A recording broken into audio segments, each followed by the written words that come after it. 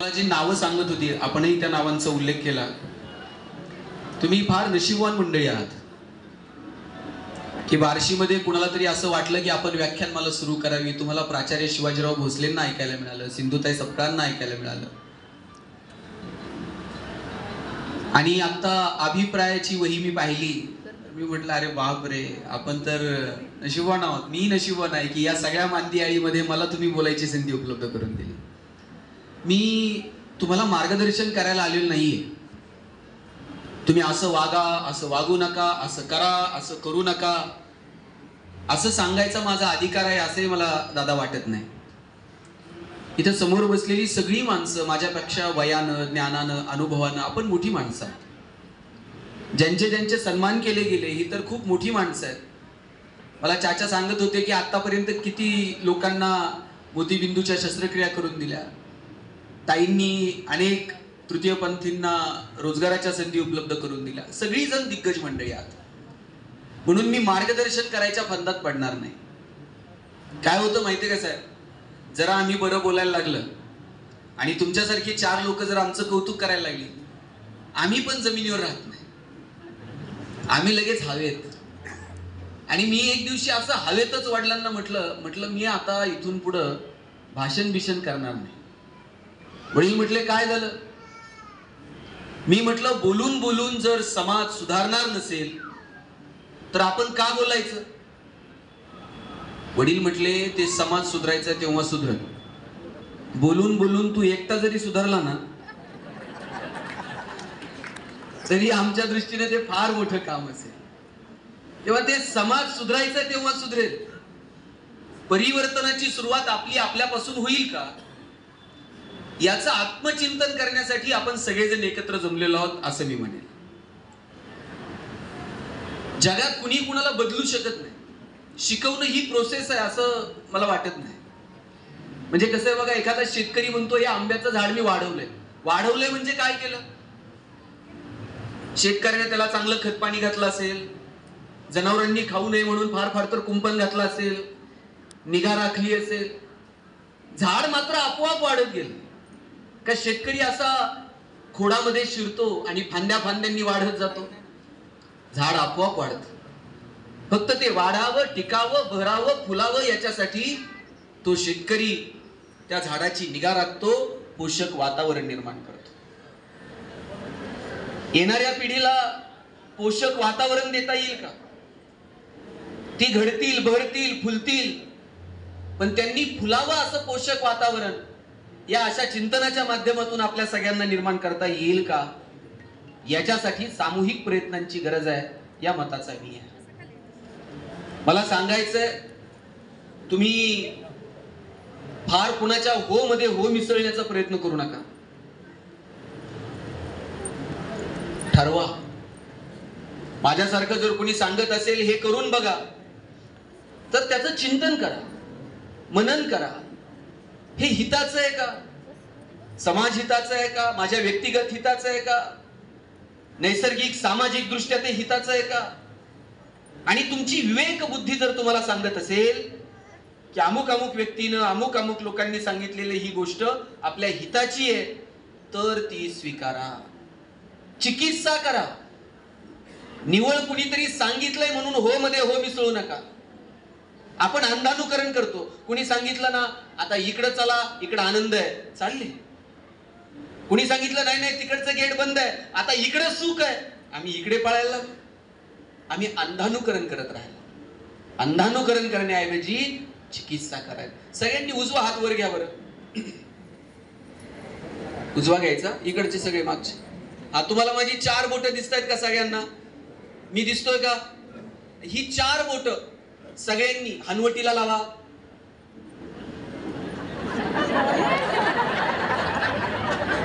तुमच्याकडे बार्शीला हनवटीला कपाळ म्हणतात का?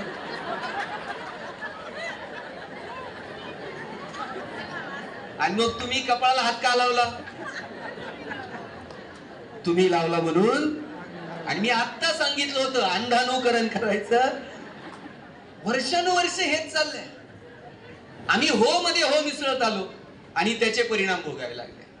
मी पुण्यात जिथे राहतो ना, माझ्या बिल्डिंगच्या खाली एक गार्डन आहे. एक आजी आणि तिच्या 4 मैत्रिणी रोज तिथे गप्पा मारत बसलेल्या असतात. मी सकाळी माझं कामाला निघतो, ती आजी मला हटकते दररोज. एक दिवशी मला म्हटली, गणेश तू ते कपड्याचं दुकान सुरू केलंय, चांगलं चाललंय ना? आता माझं कोणतंच कपड्याचं दुकान नाही. मी काय करायला पाहिजे होतं? मी आजीला सांगायला हवं होतं, आजी तुझा काहीतरी गैरसमज होतोय, माझं काय कपड्याचं दुकान नाहीये. पण आपल्याला सवय हो मध्ये हो मिसळायचा आणि पुढे निघायचं. आजीने विचारलं कपड्याचं दुकान कसं आहे? मी म्हटलं 1 नंबर. आजी दुसऱ्या दिवशी पुन्हा भेटली, गणेश तू ते भांड्याचं दुकान सुरू केलंय, चांगलं चाललंय ना? म्हटलं एकदम जोरात. आजी रोज नवीन धंदा शोधून काढायची, मी रोज तिच्या हो मध्ये हो मिसळायचो. आज सकाळी जरा गडबड होती. आजी म्हटली, गणेश तू ते मेडिकल सुरू केलंय, चांगलं चाललंय का? म्हटलं एकदम छान चाललंय. आजी बरोबर 4 मैत्रिणी, माझ्या बरोबर 4 मित्र. मित्र मला म्हटलं, अरे कसलं मेडिकल आणि कधी सुरू केलं? मी म्हटलं, अरे कशाचं मेडिकल आणि कशाचं काय? या आजीला कदाचित स्मृतीभ्रंश असेल म्हणून आजी विसरते. बघा, मी मित्रांना सांगत होतो आजीला स्मृतीभ्रंश असेल, आणि माझ्या कानावर आलं आजी तिच्या मैत्रिणींना सांगत होती, मी तुम्हाला म्हटलं होतं ना याच्या डोक्यावर परिणाम आहे. काही म्हणा, हे होच म्हणताय, हे कशालाच नाही म्हणत. आपण नाही योग्य ठिकाणी म्हटलं पाहिजे. पटत नाही तिथे खंबीरपणे आपण आपली भूमिका मांडली पाहिजे. पण आपण वेळ मारून नेतो, हो मध्ये हो मिसळतो आणि पुढे चालायला लागतो. चिकित्सा करा, चिकित्सा करून स्वीकारा की माझं जगणं सुंदर करण्यासाठी हा मार्ग योग्य आहे का? बरं, जगणं कशानं सुंदर होणार आहे? मेडिकल मध्ये कोणत्या गोळ्या आहेत का? हा, ही गोळी घ्या, उद्यापासून तुमचं जगणं सुंदर. प्रकरण फारच हाताबाहेर आहे, यंदा सलाईन लावा, जगणं सुंदर. जगणं सुंदर करणाऱ्या कोणत्याही टॅबलेट उपलब्ध नाहीत, कोणतेही कॉस्मेटिक प्रोडक्ट्स नाहीत जेणेकरून तुमचं जगणं ते सुंदर करू शकतील. हा, कॉस्मेटिक प्रोडक्ट्स तुम्ही थोडा वेळ जरा बरे दिसाल, परंतु जगणं समृद्ध हे साधनांनी होत नाही, हे मात्र आपण समजून घेतलं पाहिजे. साधनांनी जर जगणं सुखी होत असतं, ताई या इकडे सगळ्या तरुण मुलींनी खाली बसा, ज्यांना गुडघ्यामुळे बसता येत नाही त्यांनी चेअरवरती बसा. अजून वेळ आहे तरी 2 महिने. मी सांगत होतो, साधनांनी जर जगणं सुंदर होत असतं तर जगातली सगळी श्रीमंत माणसं सुखी झाली असती. पण निवळ साधनांच्या जोरावरती जगणं सुंदर होत नाही. साधनांनी माणसाचं आयुष्य सोपं होऊ शकेल, साधनांनी माणसांचं आयुष्य सुलभ होऊ शकेल, पण ते सुखी होईल याची खात्री मात्र आपण देऊ शकत नाही. आणि निवळ साधनांवरती जर माणसाचं सुख अवलंबून असतं, जगातली सगळी श्रीमंत माणसं असं नाहीये. म्हणजे मी या मताचा नाही पैसे कमवू नका. उलट मी तर असं म्हणतो, कुणी जर सांगत असेल 1 रुपयावर जात नाही आणि पैशाला काय कोंबडी खात नाही आणि श्रीमंताच्या वाट्याला कुठं सुख आहे का आणि त्यांना कुठं झोप आहेत का, त्याला म्हणायचं तुझं तत्वज्ञान तुझ्याजवळ ठेव. ते असलं सांगून तरुण पोरांना अकार्यक्षम बनवण्याचा धंदा कुणीही करू नये. उलट तरुण पोरांना सांगितलं पाहिजे, जेवढे पैसे कमवता येतील तेवढे कमव. फक्त तुकोबरायांचे एक वाक्य आयुष्यभर लक्षात ठेव, जोडून या धन उत्तम व्यवहार आहे. आमचा व्यवहार उत्तम असला पाहिजे. माझे वडील तर सांगतात, वाईट मार्गाने मिळवलेलं धन म्हणजे प्रेतावरची फुलं आहे. हसूही देत नाही आणि रडूही देत नाही. चांगल्या मार्गाने जेवढं कमवता येईल तेवढं कमवायचं आणि कमवलेल्या गोष्टीचा आनंद पण घ्यायचा. साहेब, काहींना कमवायचं कळतं, खर्च करायचं म्हटलं तर असं जीवावर येत आहे. घेतलेला श्वास सुद्धा सोडावा लागतो. तुम्ही नुसतं घेऊन बघा बरं, हा सोडायचाच नाही बाबा, जमतंय का? घेतलेला श्वास सोडावा लागतो. आपण जे कमवलंय ते इथे सोडून जायचं. पण याचा अर्थ असाही नाही उडून टाका लगेच. योग्य ठिकाणी खर्च करण्याची दानत असली पाहिजे. विंदा करंदीकरांची गोड कविता आहे, देणाऱ्यानं देत जावं, घेणाऱ्यानं घेत जावं. आणि घेता घेता एक दिवस ते देणाऱ्याचे हात तोडून घ्यायचे, म्हणजे परत त्यालाही देता नाही आलं पाहिजे. हिरव्या पिवळ्या डोंगरांकडून हिरवी पिवळी शाल घ्यावी, सह्याद्रीच्या कड्याकडून छातीसाठी ढाल घ्यावी, वेड्या पिसा ढगांकडून वेडे पिसे आकार घ्यावेत, मातीमधल्या प्रश्नासाठी पृथ्वीकडून हुंकार घ्यावेत, उसळलेल्या दर्याकडून पिसळलेली आयाळ घ्यावी आणि शांत वाहणाऱ्या भीमेकडून तुकोबाची माळ घ्यावी. देणाऱ्यानं देत जावं, घेणाऱ्यानं घेत जावं आणि घेता घेता एक दिवस देणाऱ्याचे हात घ्यावे. म्हणजे त्याच्या हातामध्ये जी देण्याची दानत आहे ती आमच्या हातामध्ये यावी. बरं, मी म्हणत नाही सगळं वाटा. मगाशी ताई जसं म्हटल्या, ज्यांच्या दारात बाग फुलून आली त्यांनी 2 फुलं द्यावी, ज्यांचे सूर जुळून आले त्यांनी 2 गाणी गावी, ज्यांच्या दारात आभाळ भरून येईल त्यांनी उंजळभर पाणी द्यावं आणि ज्यांची उंची आभाळाला टेकेल त्यांनी अशाच मानावर करून बघायचं नाही, थोडंसं खाली झुकायचं. आणि जी माणसं मातीत मिसळतात ना त्यांना असं थोडंसं अलगद वरती उचलून घेता येईल का? माय बाबू हो, याच्यासाठी प्रयत्न करा. आपलं तर जगणं सुंदर करण्यासाठी आपण सेल्फ मोटिवेटेड आहोत. आपल्याला कोणाच्याही मोटिवेशनची गरज नाहीये, पण आपल्या बरोबरीनं चालणाऱ्या 2 माणसांना आपण त्या प्रवाहात सामील करून घेतो का? आपल्या बरोबरीच्या 2 माणसांचं जगणं आपल्यामुळे सुंदर होतं का? हा प्रश्न आपण स्वतःला विचारायला हवा. मी जसं म्हटलं ना की काहींना क्रेडिटेडचा मेसेज आला ना मोबाईलवर, इतका आनंद होतोय, आणि डेबिटेड झाले प्रचंड दुःख होते. आमच्याकडे तर काका एक जण आहे, सोन्याची वीट आहे त्याच्याकडे आणि घरात पुरून ठेवली, खर्च करत. बायकोला कधी साडी आणली नाही आयुष्यात, पोरगा आजारी पडलं तर घाई घाई दवाखान्यात देत नाही, कधी पाहुण्यारावळ्याकडे जात येत नाही, कधी कोणाच्या हातात साधं चॉकलेट दिलं नाही, पण सोन्याची वीट मात्र पठ्ठ्यानं घरात पुरून ठेवली. आणि साहेब दर रविवारी उठताय, उकरताय, हाय का नाही बघताय आणि परत पुरून ठेवताय. मागच्या रविवारी उठला, वीट गेली ना चोरीला, पोलीस स्टेशनला गेला, म्हणला माझी सोन्याची वीट चोरीला गेली. पोलीस म्हणले तुझ्याकडे बघून तर वाटत नाही तुझ्याकडे सोन्याची वीट आहे. म्हणला पिढ्यानं पिढ्या चालत आलती, केलं का? काही नाही, म्हणला पुरून ठेवली होती. दर रविवारी उठायचो, उकरायचो, हाय का नाही बघायचो, परत पुरून ठेवायचो. पोलीस म्हणले एवढंच आहे ना, उद्या ये तुझी वीट सापडून ठेव. दुसऱ्या दिवशी हा पोलीस स्टेशनला गेला, पोलिसांनी याच्या हातात दगडाची वीट दिली. हे म्हणते माझी सोन्याची होती तुम्ही दगडाची देताय. पोलीस म्हणले तुला काय घेणं देणं सोन्याची असून नाही तर तुला काय करायचंय?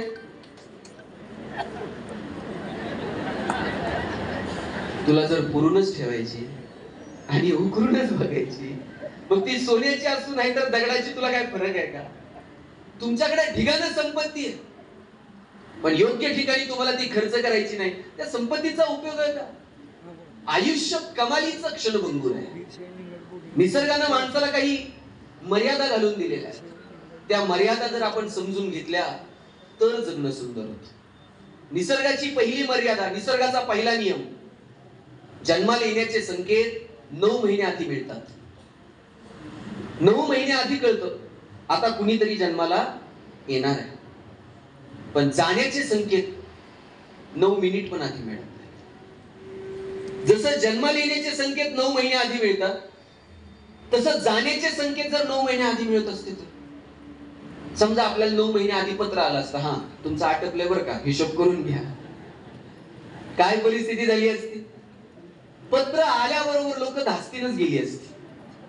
निसर्गाचा पहिला नियम, येण्याचे संकेत मिळतील, जाण्याचे मिळणार नाहीत.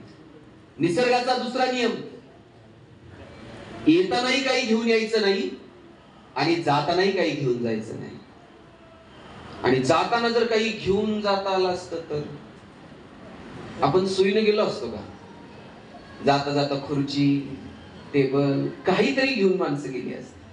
बरं, माणसं आपलं तर नेलंच असतं, पण अजून शेजारच्याचं, बाजारच्याचं, याचं त्याचं काय घेऊन जाता येईल का? प्राणी पक्ष्यांची नाळ निसर्गाच्या या नियमांसोबत जराशी अजून जुळू नये. माणूस एकमेव आहे ज्याला निसर्गासोबत जुळून घ्यायचं नाहीये, त्याला निसर्गावर मात करायची. निसर्गाच्या समोर आपण आहोत कोण मला सांगा?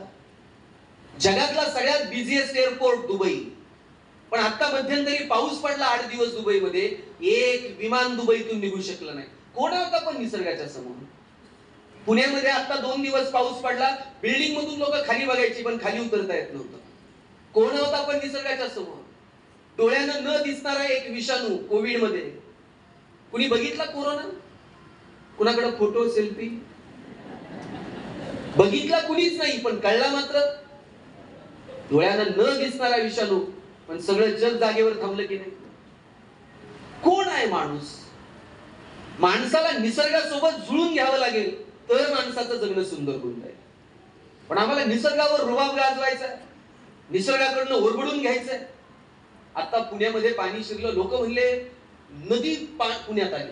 अरे म्हणलं नदी नाही पुण्यात आली, आपण नदीत गेलो. नद्या नाले काही ठेवले नाही, दिसेल तिथं बिल्डिंग उभ्या केल्या, प्राण्यांचे पक्ष्यांचे अधिवास संपून टाकले. आणि मग निसर्गानं बरं वारंवार चेतावणी दिली या माणसाला, ए बाबा जरा आठवीनं घे, निसर्गाकडनं तू एवढं ओरबडून घेतोय, थोडं तरी परत कर, 2-5 झाडं लाव, पाणी जरा स्वच्छ ठेव, जपून वापर, ध्वनी प्रदूषण करू नको, हवेचं प्रदूषण करू नको. निसर्गानं वारंवार माणसाला जाणीव करून दिली. माणूस ऐकायच्याच तयारीत नाही. शेवटी निसर्गानं माणसाला सांगून टाकलं, मास्क लाव, तुझं तोंड सुद्धा बघायची माझी इच्छा आता उरलेली नाही. इथपर्यंत आणून ठेवलं. निसर्गासोबत जुळून घ्या. एक तरी कावळा ओव्हरवेट झालेला बघितलाय का? वजन वाढलंय, टेन्शन मध्ये आलाय, घिरट्या घालतोय, उद्यापासून डाएट, 2च दहावे करायचे, भाताला शिवायचं पण नाही. त्यांची नाळ अजून जुळू नये. माणसं दाखवू किती? साहेब, एक नदी आम्ही नीट ठेवली नाही की जिथे आम्ही गुडघे टेकून पाणी पिऊ शकतो. गावाकडे जर आम्ही गेलो, गुडघे टेकून नदीला पाणी पित होतो. लांबचा काळ नाहीये. आता मला एक नदी दाखव. कुठेही मी कार्यक्रमाला गेलो, व्याख्यानाला गेलो, टेबलवरती तांब्यावर फुलपात्र. आता काय असतंय? 20 रुपये लिटरनं पाणी विकत मिळायला लागलं. ज्यानं कुणी विकायला सुरू केलं असेल त्याला माहित होतं माणूस इथपर्यंत येणार आहे, पाणी सुद्धा त्याला विकत घेऊन प्यावं लागेल. तांब्या फुलपात्र हद्दपार. आता ठेवलं तर कोण पिईल का? कुठून आणलंय कुणास काय करायचं? तांब्या फुलपात्र अजून मला वाटतं फार तर सुपारीन साखरपुड्यात अजून असेल. आणि काही दिवसानं तिथं सुद्धा सापडणार नाही. गुरुजी सांगणार, मुलाचे मामा बाटली घेऊन या. इथपर्यंत येऊ देऊ नका. निसर्गासोबत जुळून घ्या. वृक्षवल्ली आम्हा सोयरे वनचरे. आमचे सगळे सोयरे जर कोण असतील तर हे वृक्षवल्ली, हे पानं फुलं झाडं, हे आमचे सगळे सोयरे आहेत. इथं सावता महाराज आरण, तिथं जर बारं मोडायला जर त्या तिथं पाण्याचे तिथं उभे राहिले, त्या पाण्याला म्हणायचे, धावत धावत जाण माझ्या पांडुरंगाला भेट. आता आरणला बारं मोडलेलं पाणी तिकडं पंढरपुरात जात होतं का? पण त्या पाना फुला, त्यात आमचा भगवंत आहे, त्यात आमचा पांडुरंग परमात्मा आहे. काय भावना होती साधू संतांची. आम्ही हे काहीच डोक्यात घेतलं नाही. आम्ही फक्त सरधोपट कुणी काहीतरी सांगितलं त्या मार्गाने चालत राहिलो. अरे ज्ञानोबा, तुकोबा, सावता महाराज, सुखोबा महाराज, एवढी मोठी महाराष्ट्राला संतांची परंपरा आहे, एवढं आगाध ज्ञान तुमच्या माझ्या समोर ठेवलं. मला वाटतं हे येणाऱ्या पिढ्यांपर्यंत पोहोचवता येईल का? त्यानं आमचं जगणं सुंदर होणार आहे. आता चाचा मला सांगत होते, एवढी झाडं लावली. मी तुमचं कौतुक करतो. फार मोजकी माणसाची मनापासून झाडं बिडला. नाहीतर एरवी झाडं लावणं म्हणजे निव्वळ फॉर्मॅलिटी. वाढदिवसाला झाड लावायचं, दुसऱ्या दिवशी पेपरला फोटो, तिसऱ्या दिवशी झाड गायब, चौथ्या दिवशी पेपर गायब. कुणाला फसवतो आम्ही? वाढदिवसाला कार्यकर्त्यांनी झाडं लावायची, दुपारी बकऱ्यांनी झाडं खायची आणि संध्याकाळी कार्यकर्त्यांनी बकऱ्या खायच्या. पिट्टम फाट. कुणाला फसवतो आम्ही? निसर्गाला फसवू नका. निसर्गासोबत जुळून घेता येईल का याचा विचार करा. माणसाचं जगणं सुंदर करण्यासाठी तुमच्या मनात काय संकल्पना आहेत मला माहित नाही.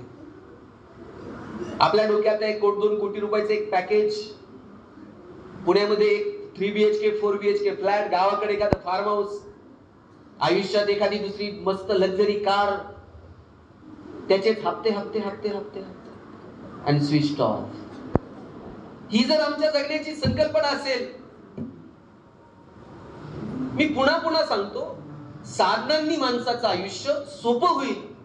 पण ते सुखी व्हावं असं जर वाटत असेल तर साधनांच्या पलीकडे आम्हाला निसर्गासोबत जुळून घ्यावं लागेल. निसर्गाचे नियम समजावून घ्यावे लागतील. मी निसर्गाचा एक नियम काय म्हटलं? येताना काही घेऊन यायचं नाही आणि जाताना काही घेऊन जायचं नाही. आणि प्राणी पक्ष्यांना हे पक्क ठाऊक आहे. तुम्हाला एक साधं उदाहरण सांगतो. हायवेवरती एक तांदूळ घेऊन चाललेला ट्रक चाललेला होता आणि एक तांदळाची गोणी अशी रस्त्यावरती पडली. ते सगळे तांदूळ रस्त्यावर सांडलेले होते. तिथं 4 मुंग्या आल्या. त्या मुंग्यांनी एक एक तांदूळ उचलला आणि आपल्या आपल्या वारुळाकडे निघून गेल्या. परत काय त्यांनी रस्त्याकडे वळून बघितलं नाही. साहेब, तिथं 4 चिमण्या आल्या. त्यांनी 4 दाणे उचलले, आपल्या आपल्या घरट्याकडे निघून गेल्या. परत काय त्यांनी रस्त्याकडे बघितलं नाही. तिथं 4 गायी आल्या, ओंजळ ओंजळ तांदूळ खाल्ले, आपल्या आपल्या गोठ्याकडे निघून गेल्या. परत त्यांनी रस्त्याकडे बघितलं नाही. आणि नंतर तिथं 4 माणसं आली. पुढचं मी सांगू का तुम्ही सांगता? तांदळाचा एक दाना उरला नाही आणि माणसं शोधत होती. ट्रक पुढे गेली बघा म्हणजे. आम्हाला कुठे थांबायचं हे समजत नाहीये. काहीही घेऊन जाता येणार नाहीये. जे क्षण जगायचे ना ते मनमुराद जगा. आपल्या आपल्या मस्तीत, आपल्या आपल्या धुंदीत जगा. तुकोबा राय जायला निघाले आणि कुणी विचारलं, तुकोबा काय मिळालं तुम्हाला तुमच्या आयुष्यात? ग्रंथ लिहिले, अभंग लिहिले, तुम्हाला काय मिळालं? तुकाराम महाराज म्हटले, कौतुक वाटे झाली या वेचाची. जगाला काय वाटतंय मला माहित नाही, पण माझं मी जगलो ना, माझ्या माझ्या जगण्याचं मला मात्र कौतुक वाटतं. जगाला आपला हेवा वाटेल की मला माहित नाही साहेब, पण आपल्या आपल्या जगण्याचं आपल्याला कौतुक वाटलं पाहिजे. अरे आम्ही आमच्या धुंदीत मस्तीत जगलो, आपल्याला कौतुक वाटावं. आणि जर आपल्याकडे क्षमता असेल आणि कुणी चांगलं काम करत असेल तर आपल्याला त्याचं कौतुक करता आलं पाहिजे. मी संयोजकांना धन्यवाद देतो की आज तुम्ही व्याख्यानाच्या बरोबरीनं समाजात चांगलं काम करणाऱ्या माणसांच्या पाठीवरती कौतुकाची थाप मारली. ही प्रेरणा या लोकांना की नाही, अरे आम्ही काहीतरी योगदान देतोय आणि याचं कोणाला तरी कौतुक वाटतं. कौतुक केलं पाहिजे. तुम्ही म्हणाला नुसतं कौतुकच करायचं आणि दोष कुणी सांगायचे? दोषही सांगा, पण दोष हे कानात सांगा. आणि कौतुक असं 4 चौघात समारंभपूर्वक करा. आम्ही उलट करतो. आम्ही कौतुक कानात करतो आणि दोष 4 चौघात पार इज्जतीचे वाभड काढून टाकतो. घरात काही पाहुणे आले, पाहुण्या देखत पोराला नाव ठेवून उपयोग आहे का? आपण एरवी म्हणणार माझा बाबू, सोन्या, अमुक तमुक, आणि पाहुणे आल्यावर म्हणणार अभ्यासच करत नाही, मोबाईलच घेऊन बसतोय, फारच बावळट आहे. पाहुण्याच्या देखत पोराला नाव ठेवून उपयोग आहे का? पाहुणा म्हणणार आहे का फारच बावळट आहे, मी घरी घेऊन जातो आणि सुधरून परत आणून देतो. आपल्याला सुधरायचंय. ते कितीही बावळट असलं ना, पाहुण्याच्या देखत म्हणायचं आमचा दादा इतका हुशार आहे ना. दादा पाहुण्याच्याच पुढे पुस्तक घेऊन बसते का नाही? आणि तुम्ही पाहुण्याच्या देखत म्हणून बघा दादा बावळट आहे. दादा बाहेर जात आहे, पाहुण्याच्या बुटात पाणी होत आहे, लेसला लेस बांधत आहे. मग तुमची इज्जत घालवायची एक संधी दादा सोडत नाही. कौतुक हे 4 चौघात केलं पाहिजे. 2 जण मला म्हटले कुणाचं कौतुक करायचं? म्हणलं कुटुंबापासून सुरू कर. कधीतरी आईला म्हण, आई तू जन्म दिला म्हणून जग बघायला मिळालं. कधीतरी वडिलांना म्हण, बाबा तुम्ही लहानाचं मोठं केलं म्हणून इथपर्यंत आलो. कधीतरी भावाला म्हण, दादा तुझा मला आधार वाटतो. कधीतरी बहिणीला म्हण, ताई तुझ्यामुळे घराचं गोकुळ झालं. कधीतरी पत्नीला म्हण, बाई तुझ्यामुळे संसार झाला. त्यानं ऐकलं म्हणला वरच्या सगळ्यांचं कौतुक करत, बायकोचं अजिबात कौतुक करणार नाही. म्हणलं तुमचं काय पटत नाही का? म्हणला पटायचा विषय नाही हो, तिला कानानं ऐकायला येत नाही, कौतुक करून उपयोग आहे का?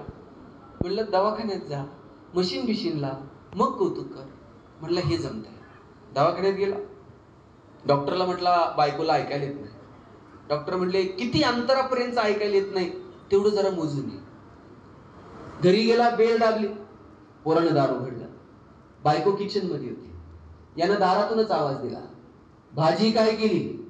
तिकडून काहीच प्रतिक्रिया नाही. याला कळलं बायकोला दारातून ऐकायला येत नाही. हॉलमध्ये गेला, भाजी काय केली? काहीच प्रतिक्रिया नाही. किचनच्या दारात गेला, अगं भाजी काय केली? काहीच प्रतिक्रिया नाही.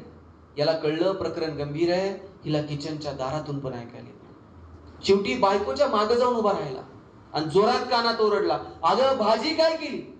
बायकोनं हातातली कढई अशी दंदिशी आदळली, म्हणजे 4 वेळा सांगितलं ना बटाट्याची केली म्हणून. तुम्हाला कळलं का नाही? काहींना घरी गेल्यावर कळेल मला काय बोलायचं. 20 वर्ष ताई ह्याला ऐकायला येत नव्हतं. तिनं कसा संसार केला असेल मला सांगा.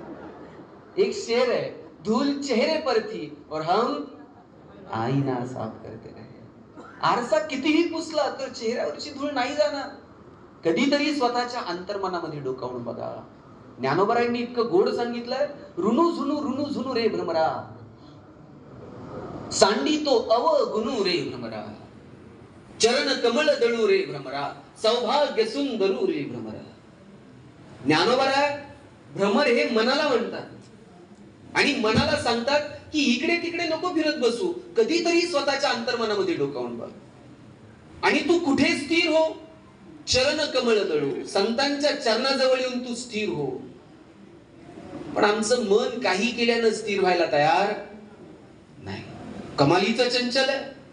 बहिणाबाईंनी तर सांगितलं, मन वढाय वढाय उभ्या पिकातलं ढोर, किती हाकला पुन्हा येतं पिकावर. आपण कितीही स्थिर मन करायचा प्रयत्न केला, कमालीचे चंचल आहोत. अंतर्मनात डोकवा आणि त्याला कुठेतरी स्थिर करण्याचा प्रयत्न करा. किती चंचल आहे मन. मी पुण्यात राहतो. आमच्या मित्राकडं गावाकडनं एक मित्र आला होता. गावाकडनं तो आला, म्हणला यार मी आजच्या दिवस तुझ्याकडे थांबतो, उद्या मला अमुक पेपर आहे आणि मी पेपर झाल्यावर जाईल. म्हटलं आलाय तर बस आता जरा, पेपर उद्या आहे ना 10 वाजता, माझ्या मित्राच्या घरी पूजा आहे, आपण पूजेला जाऊन येऊ. हे बाबा म्हणलं मी काय ड्रेस बीस आणलेला नाही, हे जुने कपडे घालून आलोय, पूजेला कुठं. अरे म्हणला जुने कपडे, काल मी नवीन ड्रेस आणलाय, तू घाल आणि चल म्हणला माझ्या बरोबर पूजेला. गावाकडच्या मित्राला यानं घरात नवीन आणलेला ड्रेस घालायला दिला. जे राजबिंडा पोरगा गावाकडचा, ते नवीन ड्रेस घातला आणि ते साहेब याच्यापेक्षा भारी दिसायला लागला. हे अस्वस्थ. म्हणलं उगा याला ड्रेस घालायला दिला, हे माझ्यापेक्षा चांगलं दिसायला. याचं लक्षच नाही पूजेला जाईपर्यंत. पूजेला गेल्यानंतर याच्या मित्राच्या घरी पूजा आणि सगळे याच्याकडेच बघायचे पाहुणे. आणि सगळ्यांनी विचारलं हे महाशय कोण. हे म्हणताय हे गावाकडून आलेत, तशी परिस्थिती यांची फार नाजूक आहे, यांच्याकडे कपडे घालायला पैसे नव्हते, मी माझा ड्रेस दिला. गरज आहे का. बाहेर गेल्याबरोबर या मित्राने हे तुझा शर्ट हे चाललो म्हणला मी गावाकडे, हे सांगायची गरज होती का. ड्रेस मी येत होतो का. त्यांना चूक झाली, कुठून माझं बुद्धी सुचली. म्हणला नाही, म्हणला आता कुणाला सांगत नाही, चल जाता जाता या मित्राच्या घरी चहा घेऊ आणि निघू. दुसऱ्या मित्राच्या घरी चहा घ्यायला म्हणून गेले. तिथेही तेच घडलं. त्यानं विचारलं हे महाशय कोण. म्हणलं हे तसे गावाकडून आले, परिस्थिती लय नाजूक. म्हणला सॉरी, म्हणला माफ करा, माझं ठरलंय सांगायचं नाही, ड्रेस माझा आहे मी याला दिलाय. म्हणला माणसाचं मन हे असं आहे ना, ते पुन्हा वळून तिथेच. आणि म्हणून ज्ञानोबरायांनी सांगितलं चरण कमळ दळू रे भ्रमरा. संतांच्या चरणावर जाऊन तुम्हाला स्थिर व्हावं लागेल. ज्ञानोबांची भाषा किती गोड आहे बघा या अभंगामध्ये. ज्ञानोबा ताई अवगुण या शब्दाला अवगुणू म्हणतात. आपण गुणी माणसाला नीट बोलत आणि ज्ञानोबा अवगुण शब्दाला अवगुणू म्हणतात. किती गोडवा आहे भाषेमध्ये. ज्ञानोबांना उगाच आई म्हणत नाहीत. जगातला एकमेव पुरुष आहे ज्याला 750 वर्ष झाली लोक आई म्हणून हाक मारतात, ते म्हणजे ज्ञानेश्वर महाराज. त्याची वेगवेगळी कारणं असतील, पण त्यातलं एक कारण मला असं वाटतं, ज्ञानोबा आईची भाषा बोलले. तुम्ही म्हणाल आईची आणि वडिलांची भाषा काही वेगळी असते का. हो वेगळी असते. वडील गणेश म्हणतात, आई गणू म्हणते. वडील बाळासाहेब म्हणतील, आई उकार लावते, आई बाळू म्हणते. आई उकाराची भाषा बोलते, ती उकाराची भाषा ज्ञानोबा बोलले. चरण कमळ दळू सौभाग्य सुंदरू, ऋणू झुनू अवगुणू, तुझं सगुण म्हणू की निर्गुण रे, सगुण निर्गुण एकू गोविंदू रे. ज्ञानोबा आईची भाषा बोलतात. मला वाटतं ज्ञानोबरायांकडनं बोलणं जरी शिकलो ना, चांगलं बोलावं, चांगलं वागावं, त्यांच्या बोलण्यातला गोडवा किंचितसा जरी आमच्या आयुष्यात आला ना सर, तरी आमचं जगणं सुंदर होऊन जाईल. ज्ञानोबरायांनी सांगितलं कसं बोलावं. साच आणि मवाळ, वितुले आणि रसाळ, शब्द जैसे कल्लोळ अमृताचे. ज्ञानोबराय म्हणतात अमृताचे कल्लोळ बाहेर पडावेत असं बोलावं. आम्ही कसं बोलतो? पेशंट चेक करायला डॉक्टर आलते, डॉक्टर पेशंटला सांगत होते चांगलं चुंगलं खात जा, खाण्यापिण्यावर 2 रुपये खर्च करा. बायको बाहेर पळत आली, म्हणली डॉक्टर तुम्हीच सांगा यांना, हे खायला प्यायला पैसे खर्च करत नाही. मग म्हणे असं डॉक्टरच्या मढ्यावर पैसे घालावं लागते. काय शब्द, काय संवाद. डॉक्टरला वाटलं असं त्याचा ऑक्सिजनचा पाईप बंद करून निघून जा. चांगलं बोलायला काय पैसे लागतात का? चांगलं बोला, प्रेमानं बोला. तुकोबरायांनी सांगितलं, आम्हा घरी धन शब्दांचीच रत्ने, शब्दांचीच शस्त्र यत्ने करू. शब्दाची अमुच्या जीवाचे जीवन, शब्द वाटू धन जन लोका. तुका म्हणे पहा, शब्देची हा देव, शब्देची गौरव पूजा करू. तुकोबरायांनी शब्दाला देव म्हटलं, शब्दाला धन म्हटलं, शब्दाला रत्न म्हटलं, शब्दांचा गौरव करायला सांगितलं, शब्दांना देव म्हटलं. किती शब्दांचं सामर्थ्य, मग ते जपून वापरावे. दुर्योधनाचा पाय घसरला आणि द्रौपदीच्या मुखातून शब्द बाहेर पडले, अंधे का भूत अंधा. त्याऐवजी जर द्रौपदी म्हटली असती, दुर्योधना तुला लागलं तर नाही ना, बस बरं पाणी आणते, चहा ठेवते, कदाचित महाभारत. पण द्रौपदीच्या मुखातून शब्द बाहेर पडले, निमित्त झालं आणि दुर्योधन संधी शोधत राहिला. शकुनी मामा सोंगट्या टाकत राहिले, धर्मराजा हरत गेला, डावावर लावायला काहीच उरलं नाही. शेवटी द्रौपदीला डावावरती लावलं, द्रौपदीला गमावलं आणि दुर्योधनानं सांगितलं, दुःशासना जा, द्रौपदीच्या केसाला पकड आणि फरफटत सभागृहामध्ये घेऊन ये. द्रौपदीनं सगळ्यांना विनवणी केली, कोणी मदतीला आलं नाही. शेवटी द्रौपदीनं धावा केला, कोठे गुंतलासी द्वारकेच्या राया. आणि जेवत्या ताटावरून भगवंत उठले आणि द्रौपदीच्या मदतीला आले. निसर्गाचा नियम समजून घ्या, एक दाना पेरला तर 1000 दाणे उगवतात.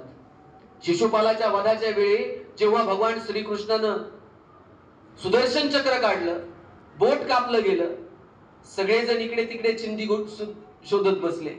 द्रौपदी शोधत बसली नाही, पदर फाडला आणि भगवान श्रीकृष्णाच्या बोटाला चिंदी गुंडाळली. त्या चिंधीच्या बदलामध्ये भगवंताला धावून यावं लागलं आणि द्रौपदीला वस्त्र पुरवावी लागली. त्या सभागृहामध्ये द्रौपदीच्या मुखातून शब्द बाहेर पडले, दुर्योधना तुझ्या मांडीवरती गदेचे घाव होतील आणि तुला मृत्यूला सामोरं जावं लागेल. दुःशासना, ज्या केसांना पकडून तुम्हाला फरफटत सभागृहात आणलं, तुझ्या रक्तानं केस धुईल तोपर्यंत मी केस सुद्धा बांधणार नाही. द्रौपदीच्या मुखातून शब्द बाहेर पडले आणि महाभारत घडलं. मला असं नेहमी वाटतं, माणसानं शब्द जपून वापरावे. विनाकारण इकडे तिकडे टिंगल टवाळ्या करण्यात, याच्या पाठीमागे त्याची टिंगल कर, याला काहीतरी बोल, कशासाठी वेळ वाया घालवायचा. बरं, आपल्याकडे किती संपत्ती आहे आपल्या सगळ्यांना माहित आहे की नाही? आपल्याकडे किती एकर, किती गुंठे, तुम्हाला पण माहिती आहे की नाही? किती तोळे, किती ग्रॅम, किती मनी, बचत गटात किती, भिशी कितीची, वरच्या डब्यात किती, खालच्या डब्यात किती, पैना पैचा हिशोब आहे आपल्याकडं. पण आपल्याकडे किती वेळ शिल्लक आहे हे कुणाला माहित आहे का? कोण इथं येऊन दाव्यानं सांगत माझ्याकडे अजून पुढचे 50 वर्ष शिल्लक आहेत? घेतलेला श्वास परत सोडता येईल का नाही याची खात्री नाही. आणि मग का वेळ वाया घालवायचा? तुमच्याकडे वेळ आहे, बोलावा विठ्ठल, पहावा विठ्ठल, करावा विठ्ठल, जीव भावे. चांगल्या कामासाठी वेळ व्यतीत करा, पण वेळच नाही. परवा मला म्हटलं, वेळ एक जण मला म्हटलं, मी इतका बिझी आहे मला श्वास घ्यायला वेळ नाही.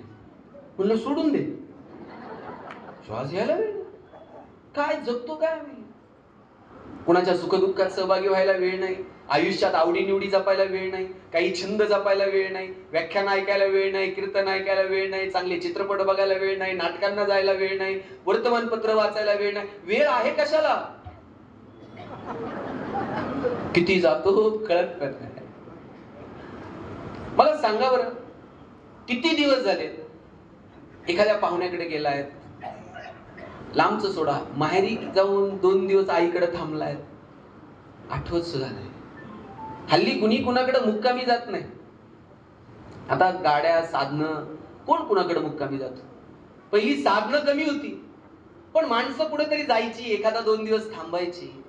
अहो, सुट्टी लागायला उशीर, शेवटचा पेपर झाला पोरं दप्तर टाकत होती, मामा आलेला असायचा, पिशवी भरलेली असायची, निघायचं मामाच्या गावाला. महिना पोरं मामाकडे राहत होती. बरं ते फक्त ते गाण्यात आहे, मामाची पुरणपोळी दुनियान भानगड. सगळीकडे काय मामाच्या घरी पुरणपोळीच होती काय रोज. चटणी भाकर खाऊन पोरं तिथं नदीला पोहायला जाणार, विहिरीत उड्या मारणार, मामा बरोबर तिकडे कुठंतरी नांगरायला जाणार, मजा करत होती माणसं.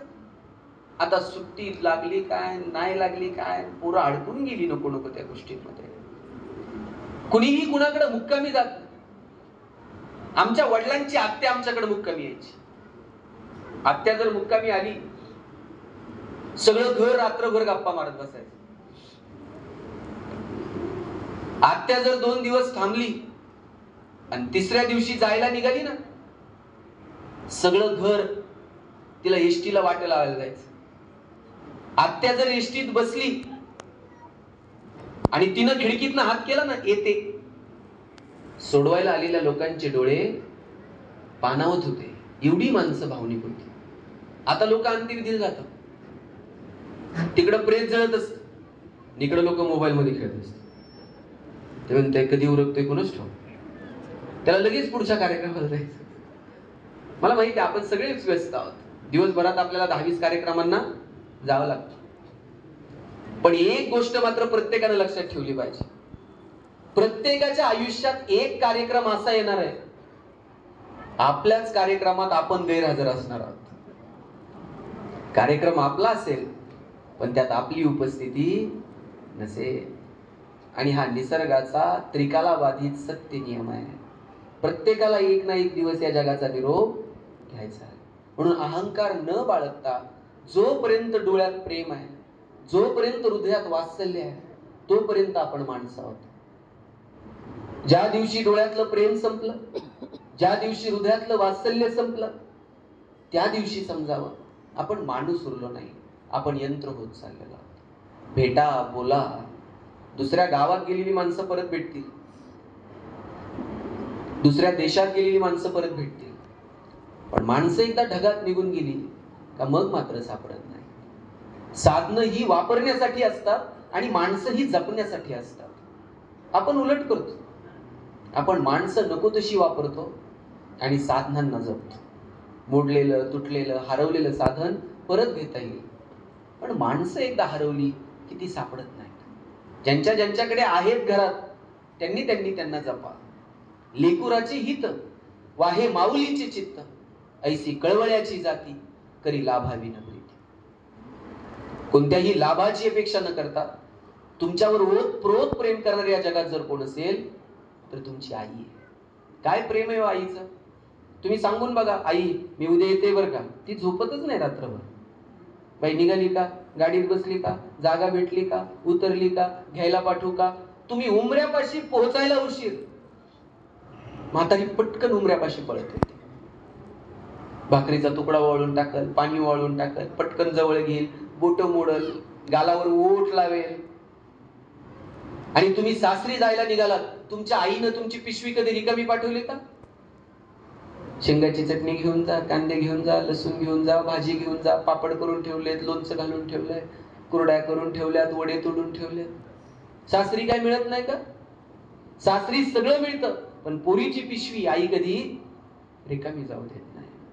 प्रेम असतं आईचं. आणि पोरींना दिवसभरात एकदा तरी आईला फोन करून सगळं सांगायचं असतं. आई तुमचं सगळं ऐकते. कधीतरी आईचं एक वाक्य तुम्ही नीट ऐकलं पाहिजे. कधीतरी कळत नकळत आई म्हणते, बाई आम्ही आहोत ना तोपर्यंत येत चला.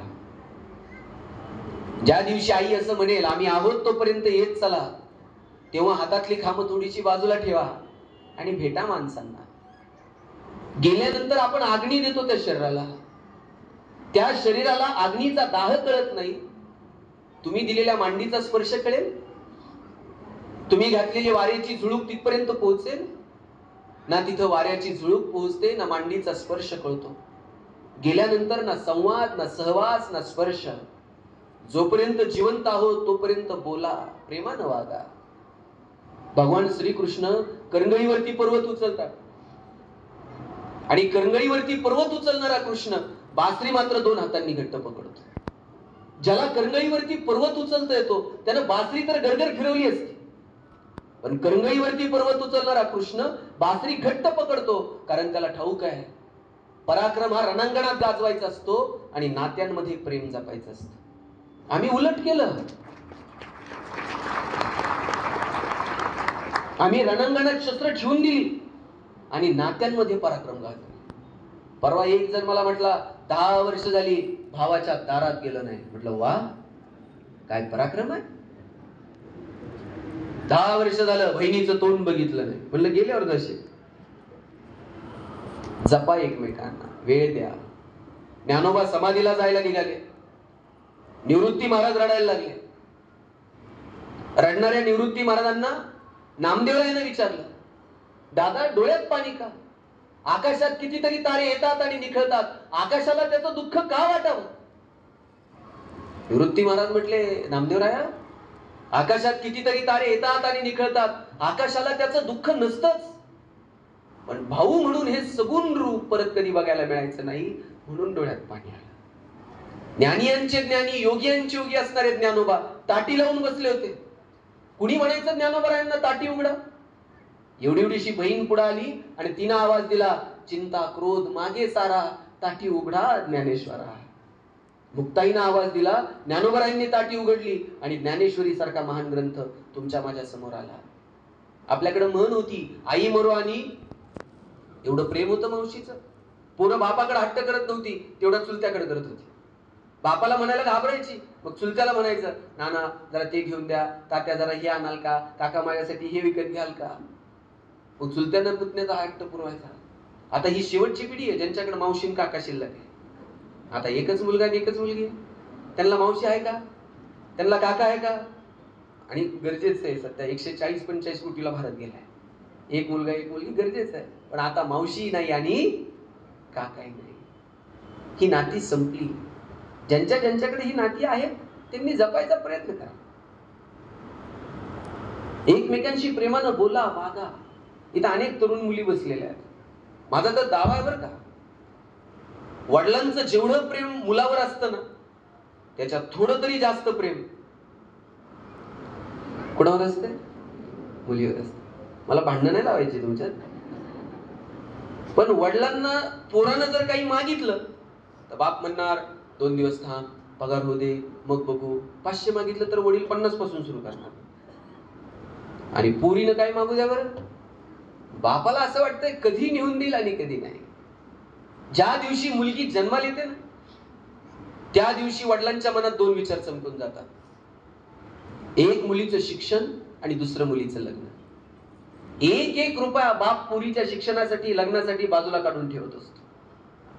स्वतः फाटलेली तुटलेली चप्पल घालत, पण पोरीला मात्र शाळेत जायला चांगले शूज घेऊन देईल. बाप फाटलेलं बनियन घालत, पोरीला मात्र चांगला ड्रेस घेऊन देईल. बाप सायकलवर कामाला जाईल MIDC, पोरीला मात्र कॉलेजला जायला गाडी घेऊन देईल, बसचा पास काढून देईल, हॉस्टेलची फी भरेल. 10 मिनिट पोरगी कॉलेजवरून यायला उशीर होऊ द्या, 10 मिनिटात बाप 10 वेळा आईला विचारतो, ए कुठपर्यंत आली बघ ग. बाप थेट पोरीला फोन पण लावत नाही, थोडासा अंतर ठेवून असतो, पण त्या आईच्या मागे बघ कुठपर्यंत आली, अजून कशी आली नाही. कोण करतं एवढं प्रेम तुमच्यावर? पोरीच्या लग्नात बाप असा फेटा बिटा घालून मिरवत असतो. दिवसभर बापाची मान उंच असते. कन्यादान झालं की बघ बाप मान खाली घालतो, जावायच्या हातात हात देतो आणि सांगतो, तळ हाताच्या फोडासारखी जपली, सांभाळून घ्या. दिवसभर वडिलांच्या डोळ्यात एक थेंब येत नाही, पण पोरीची गाडी एकदा निघून गेली ना, खांबाच्या पलीकडे जाऊन एकटाच रडतो तो बाप असतो. ह्या नात्यांना जपा. आई वडील कोण प्रेम करत? बहिणाबाई चौधरी दारात दळत होत्या आणि रस्त्यानं चालणाऱ्या वाटसरूला म्हणल्या पाणी पे आणि जेवून जा. गप्पा मारता मारता त्या वाटसरूला संसारातलं दुःख सांगायला लागल्या आणि वाटसरू म्हटला, आई एवढं दुःख आहे तुझ्या आयुष्यात, मग नांदते का, राहते का इथे? बहिणाबाई म्हटल्या, लेकीच्या माहेरासाठी आई सासरी नांदते.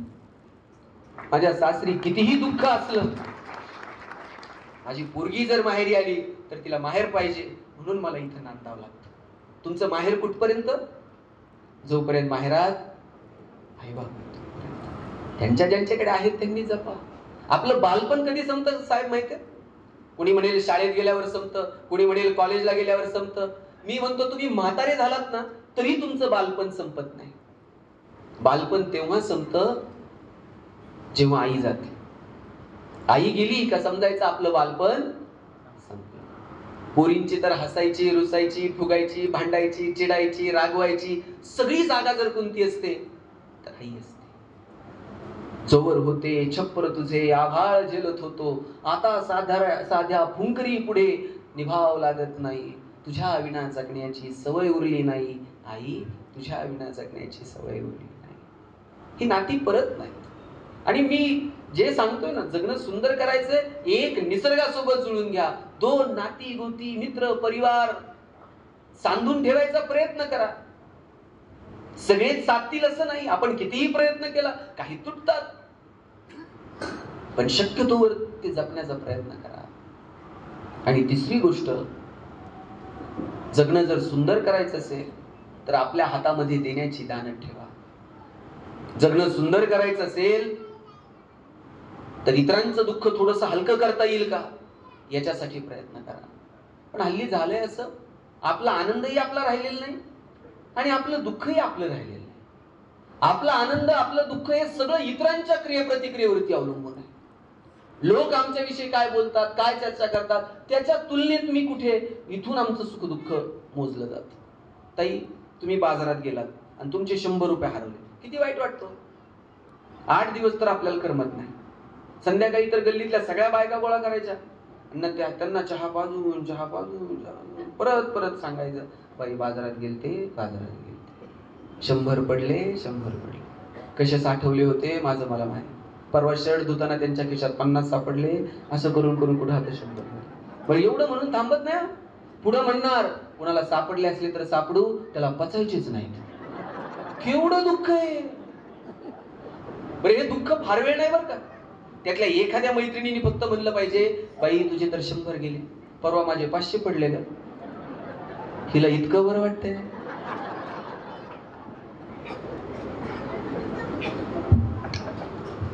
आपला आनंदही आपला नाही आणि आपलं दुःखही आपलं नाही. ज्ञानोबरायांनी सांगितलं, किंबहुना सोय जीव आत्मयाचे लाहे, तेथ जे होय तया नाम सुख.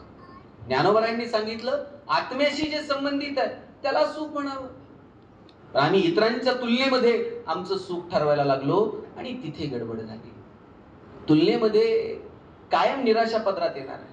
आपण कितीही धावत राहिलो, आपण कधी पहिले येणार आहोत.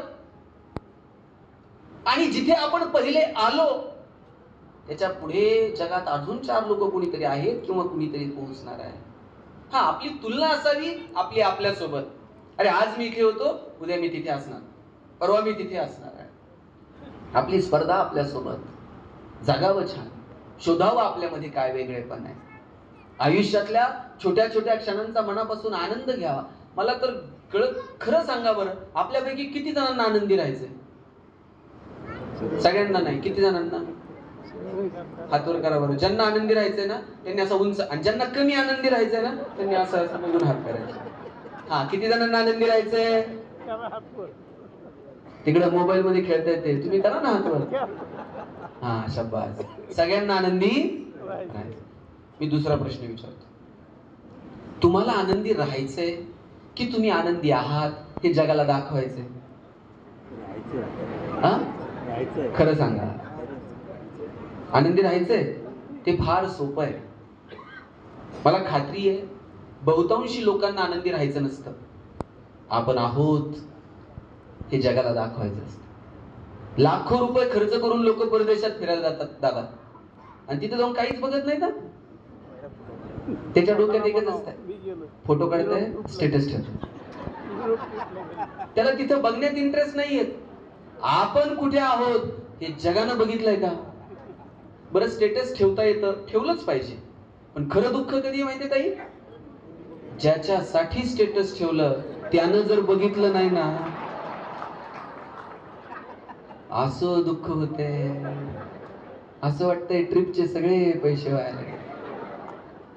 आमचा आनंदही आमचा राहिलेला नाही आणि आमचं दुःखही आमचं नाही. आपण सगळे एकमेकांपेक्षा वेगळे आहोत. आपल्यातलं वेगळेपण ओळखा.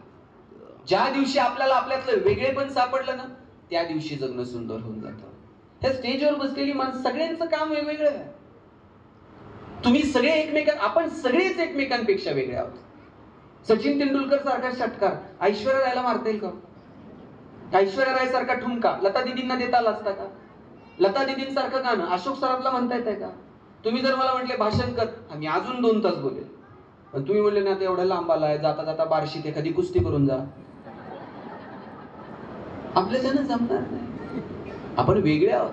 वेगळे पण ओळखायचं, शोधायचं आणि जगायचं आपल्या आपल्या मस्तीत. मी जेव्हा पुण्यात शिकायला गेलो ना, मी डी वाय पाटील कॉलेजला ऍडमिशन घेतली MBA ला. फर्स्ट इयर होतं. सरांनी मला विचारलं, गणेश आपल्या कॉलेजमध्ये गॅदरिंग आहे, तू पार्टिसिपेट होणार का? म्हटलं हा होणार.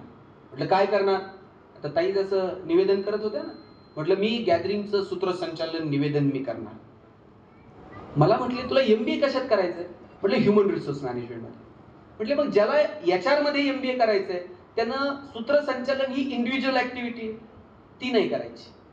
त्यानं 10 लोकांना गोळा करायचं, त्यांच्या स्ट्रेंथ विकनेस ओळखायच्या, सॉट अनालिसिस करायचं, स्ट्रेंथ काय विकनेस काय, आणि ती ओळखून संधी द्यायची, नेतृत्व करायचं ज्याला ह्युमन रिसोर्स मध्ये MBA करायचंय त्यानं, आणि 10-20 पोरांना बरोबर घेऊन काहीतरी पार्टिसिपेशन करायचं. आता ग्रुप ऍक्टिव्हिटी काय करायची? गायला गाळा लागतो आमच्याकडे नरडे. ग्रुप डान्स नाचायचा ना, आमचा काय कुठून कुठून संबंध नाही. आता ग्रुप न करावं, बोलण्याच्या जवळचा प्रांत म्हणजे नाटक. आम्ही नाटक करायचं ठरवलं. मी नाटक लिहायला घेतलं. 10 दिवस काय माझ्याकडनं लिहून झालं नाही. आमच्याकडे एक बीडचा पोरगा होता. त्याला म्हणला, दादा तू नाटक लिहायच्या काय फंदात पडू नको. म्हणलं का? म्हणलं आपण नगर बीडला नाही, आपण पुण्यात आहोत. म्हणलं मग त्यानं काय होतं? म्हणलं पुण्यात कंटेंट पेक्षा ग्रामर महत्वाचं असतं. बाणातला न कन्नडातला. म्हणलं मग आता करायचं का? म्हणला पुरातन काळातली कथा शोधायची, त्यात कॅरेक्टर ढकलायची आणि आपलं नाटक करायचं. म्हणलं यानं काय होतं? यानं म्हणला कोण आपल्या अंगावर येत नाही. कोणी जरी विचारलं हा डायलॉग असा कसा, म्हणायचं जा व्यासांना विचार, वाल्मिकीला विचार, आपल्यावर येत नाही म्हटलं.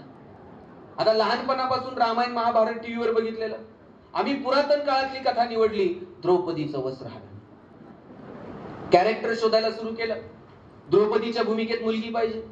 5-6 पोरांना घ्यायचो, वर्गातल्या मुलींकडे जायचो आणि त्यांना म्हणायचो महाराष्ट्रातली नाट्य संस्कृती टिकली पाहिजे. मुलींनी मुलांच्या खांद्याला खांदा लावून पुढे आलं पाहिजे. मुली म्हणायच्या मुद्द्यावर आहे, तुझं खरं काम काय?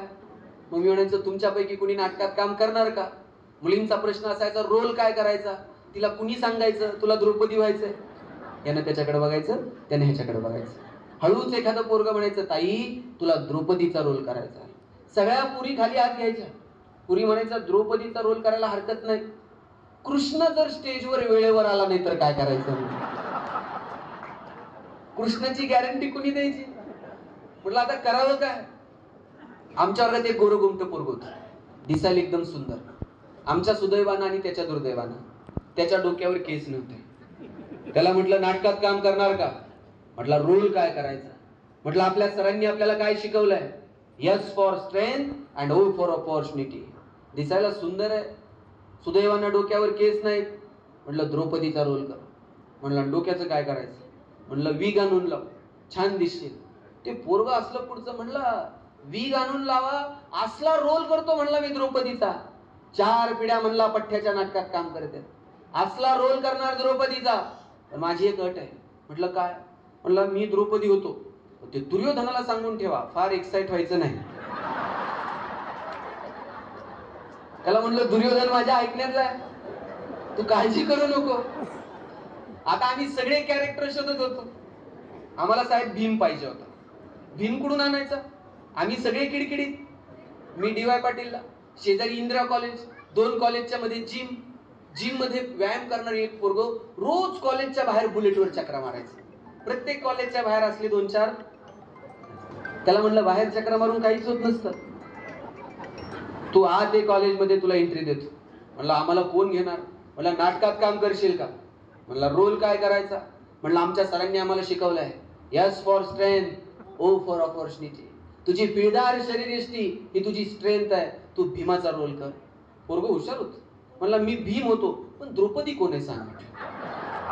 म्हटलं वर्गातली सगळ्यात सुंदर मुलगी द्रौपदीच्या भूमिकेत आहे. चाचा ते एवढं खुश झालं, पदर खर्चानं गदा घेऊन आलता नाटकात का. त्याची गदा घेऊन आले घरून. आता सगळे कॅरेक्टर शोधले, 5 पांडवांपैकी एक कमी पडत होता, तो कुठून आणायचा. आमच्या वर्गात पहिल्या वाकावर बसणार एक पोरग होतं, ज्यानं आयुष्यात अभ्यास सोडून दुसरा उद्योग केला नाही. आणि प्रत्येक वर्गात ताई असले 2-4. ते 1 मार्क कमी पडलं ना, 99 पडले ना, तरी रडते ते हे कुठे गेला म्हणून रडत असते. कधी मैदानावर खेळायला जात नाही, कधी पिक्चरला जात नाही. आमच्या बरोबर जे होतं ते इतकं हुशार, पण कधी पिक्चरला जर आलं तर 2 वर्षात त्याला शिट्टी वाजवता आली नाही. 1 रुपयाची शिट्टी घेऊन यायचं पिक्चरला, आणि खूप मोह झाला त्याचं खाली बघून शिट्टी वाजायची.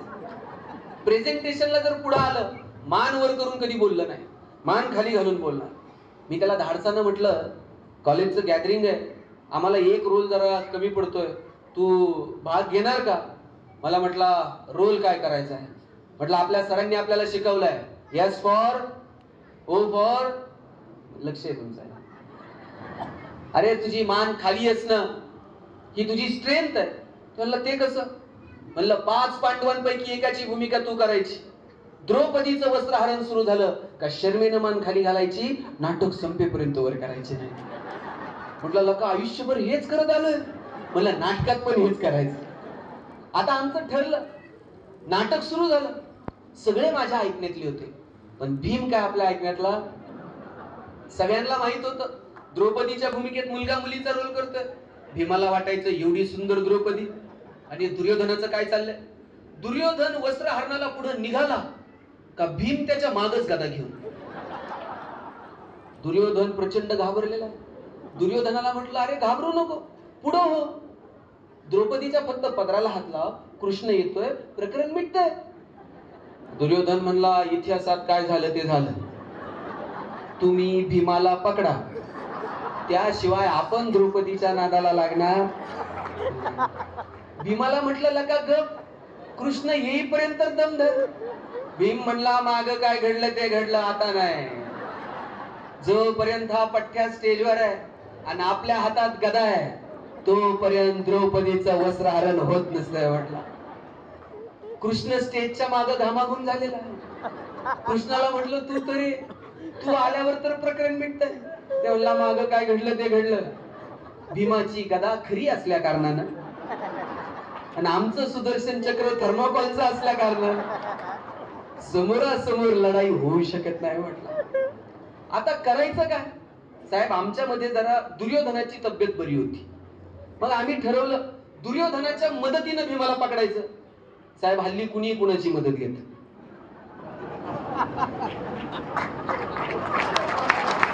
लेट का होईना पण तुम्हाला थेट काय. मग आम्ही दुर्योधनाची घेतली म्हणून काय झालं, आम्ही दुर्योधनाच्या मदतीनं भीमाला पकडायला गेलो. आणि भीमानं जी गदा फिरवायला सुरुवात केली, फिरवता फिरवता चुकून द्रौपदीच्या भिंगमध्ये त्याला म्हणलं पाया पडतो, शिरली तर शिरू दे, उचलू नको. त्याला राहावे ना. त्यानं जी गदा उचलली, द्रौपदी एकीकडं, वीग एकीकडं. सगळं सभागृह हसायला लागलं. इतका अपमान वाटला मला तर. म्हटलं सगळं नाटक मातीत गेलं. आमच्या चौघांच्या मानासाहेब शर्मेनं खाली गेल्या. आणि आश्चर्य असं, आतापर्यंत ज्याची मान खाली होती त्यानं वर बघितलं. बरं त्यानं इकडं तिकडं बघायचं तर द्रौपदीकडे बघतोय. बरं त्याला सांगितलं होतं तू नाटकात एक शब्द बोलायचा नाही. त्यानं नेमकी संधी साधली, माईक जवळ गेला, म्हटला द्रौपदी तू बालाजीला कधी गेली. त्यानंतर कॉलेजमध्ये ज्या वर्षी नाटक झालं त्या वर्षी हे पोरग लीड रोलला. आणि आम्ही 2-4 जणांनी ते सांगन तेवढं ऐकायचं, ते सांगन तेवढं बोलायचं. सांगायचं तात्पर्य काय माहितीये, आपण सगळे एकमेकांपेक्षा वेगळ्या. कधीतरी माना उंच करा, कधीतरी स्वतःच्या अंतर्मनात डोकवा. आपलं जगणं सुंदर करणाऱ्या कोणत्या गोष्टी भगवंतानं या निसर्गानं आपल्याला दिलेल्या आहेत, जोपर्यंत ते आपल्याला समजणार नाही तोपर्यंत मार्ग सापडणार नाही. शोधावं आमच्यामधलं वेगळेपण आणि जगावं मनमुराद. छोट्या छोट्या गोष्टींचा आनंद घ्यावा. चांगले चांगले क्षण टिपकागदासारखे शोषून घ्यावे. माणूस म्हणून एकमेकांसोबत प्रेमानं वागावं, प्रेमानं बोलावं, कुणाच्या तरी मदतीसाठी धावून जावं. तारतम्य ठेवून आयुष्य जगता येईल का याचा विचार करावा. आणि आपल्याला मार्ग सापडत नसेल तर आपण फार नशीबवान माणसं आहोत. भगवान श्रीकृष्णानं 5000 वर्षापूर्वी गीता सांगितली. आजही मार्ग दाखवण्यासाठी ती तुमच्या माझ्या समोर आहे. शेकडो वर्षापूर्वी ज्ञानोबरायांनी ज्ञानेश्वरी सारखा ग्रंथ दिला. तुकोबरायांनी गाथा दिली. महात्मा बसवेश्वरांनी, फार मला तर बसवेश्वरांचा हेवा वाटतो साहेब. त्या काळामध्ये बंड पुकारलं बसवेश्वरांनी. अनिष्ट चालीरीती आणि परंपरांच्या विरोधात आवाज उठवला. बंडखोर संत आहेत बसवेश्वर, बंडखोर संत आहेत ज्ञानोबा तुकोबा. समाजातल्या अनिष्ट चालीरीतींच्या विरोधामध्ये आवाज उठवला आणि जगणं सुंदर करण्याचे साधे साध्या गोष्टी, साधे साधे नियम तुम्हाला मला घालून दिले. आम्हाला ते अजून समजलेले नाही. आपल्या आयुष्यामध्ये मार्ग दाखवणारा कुणीतरी एखादा कृष्ण असला पाहिजे. मला तर कृष्णाचा हेवा वाटतो. किती दुःख वाट्याला आली कृष्णाच्या. तुमच्या माझ्या वाट्याला संकट आली, पण जन्माला आल्यावर ते कृष्ण जन्माला यायच्या आधीपासून वाटच बघत होते. कधी जन्माला येतोय आणि कधी आपण त्याला मारतो. कृष्ण जन्माला आला, वडिलांनी उचललं, आईच्या अंगा खांद्यावर दूध पिता आलं नाही, खेळता आलं नाही, उचललं आणि दुसऱ्याच्या घरात नेऊन ठेवलं. तिथे लहानाचा मोठा झाला. गोकुळामध्ये 4-6 मित्र भेटले असतील. गोकुळ सोडावं लागलं, वृंदावनात जावं लागलं. वृंदावनामध्ये राधा भेटली, वृंदावन सोडलं, मथुरेमध्ये गेला. मथुरेमध्ये गेला तर परत वृंदावनाकडे वळून पाहता आलं नाही. मथुरा सोडली आणि द्वारका उभी केली. स्वतःच्या हाताने उभी केलेली द्वारका डोळ्या देखत अशी बुडताना बघितली. किती दुःख. आणि एवढं टेन्शन असून सुद्धा कृष्ण म्हणतो का काय करावं बाबा, जगण्यात अर्थ उरला नाही. गोकुळ गेलं, वृंदावन गेलं, राधा गेली, मथुरा गेली आणि द्वारका बुडाली. आता काय करायचंय? अरे कृष्ण हसतो, कृष्ण गातो, कृष्ण नाचतो, कृष्ण जगण्याचा उत्सव करतो. आणि कृष्णानं तुमच्या माझ्या सुद्धा जगण्याचा उत्सव करावा असं तत्वज्ञान, असा मार्ग तुम्हाला मला दाखवून दिला. अर्जुनाच्या रथाचं सारथ्य केलं. वेळ प्रसंगी पांडवांच्या पंतरवळ्या उचलल्या. किती किती. मला काय वाटतं माहिती, तुम्हाला गंमत सांगतो. मला असं का वाटतं की कृष्ण असा वाटाड्या आपल्या आयुष्यात असला पाहिजे. ज्यावेळेस कौरवांचं आणि पांडवांचं युद्ध सुरू होतं, भीष्म पितामह लढत होते आणि सगळ्यांना वाटत होतं अरे भीष्म पितामहांच्या समोर हे पांडव किती वेळ टिकणार आहेत. पण काही केल्यानं पांडव हारेनात. दुर्योधन पितामहांकडे गेला आणि म्हटला, पितामह तुम्ही आम्हाला फसवत आहात. तुम्ही समोर असताना पांडव अजून जिवंत आहेत. तुम्ही आम्हाला फसवू नका, खरं खरं लढा. माझ्यावर तू अविश्वास दाखवतोय दुर्योधना. त्या दिवशी पितामहांनी प्रतिज्ञा घेतली, उद्या संध्याकाळपर्यंत एकही पांडव जिवंत उरणार नाही. बरं, आता ही भीष्म प्रतिज्ञा आहे, ही काय तुमची माझी प्रतिज्ञा आहे? सकाळी एक, दुपारी एक, संध्याकाळी एक. आता ही बातमी कळली कृष्णाला. कृष्ण म्हटलं आता हे पांडवांना सांगितलं पाहिजे जाऊन की असं असं घडलंय. पांडवांना निरोप द्यायला गेला. पांडव गाढ झोप, घोरत होते. पांडव इतके घोरत होते. ते म्हणले अरे हे युद्धाची आदली रात्र आणि हे घोरतायत, झोपले. द्रौपदी यांना काही कळतं का? याच्यावर द्रौपदीचं वाक्य किती गोड आहे का.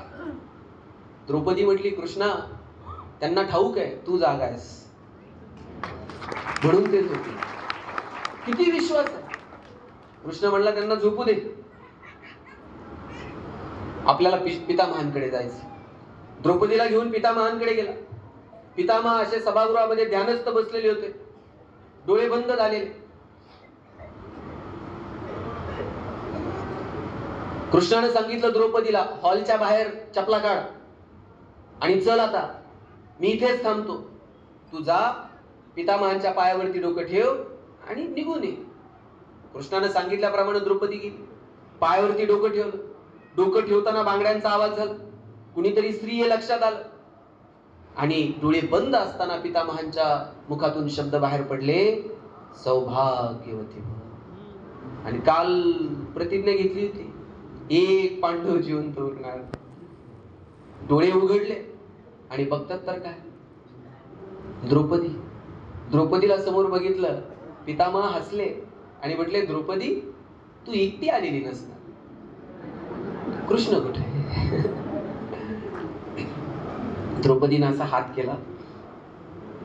कृष्ण हॉलच्या बाहेर द्रौपदीच्या चपला हातात घेऊन नाचत होता. पितामह म्हटले, द्रौपदी कृष्ण जर त्या चपला हातात घेऊन नाचू शकतो तर तुझ्या वाट्याला कसं येईल हे दुःख? जा, मी दिलेला आशीर्वाद खरा होईल. असा मार्ग दाखवणारा, तुमच्या सुखदुःखात सहभागी असणारा, खरं खोटं वाईट चांगलं सांगणारा कृष्ण असला पाहिजे. बरं, कृष्णानं अर्जुनाला गीता सांगितली, अगदी तसंच दुर्योधनालाही समजावून सांगायचा प्रयत्न केला होता. शांतिदूत म्हणून कोण गेलं होतं? कृष्ण गेला होता. शांतिदूत म्हणून गेलेल्या कृष्णानं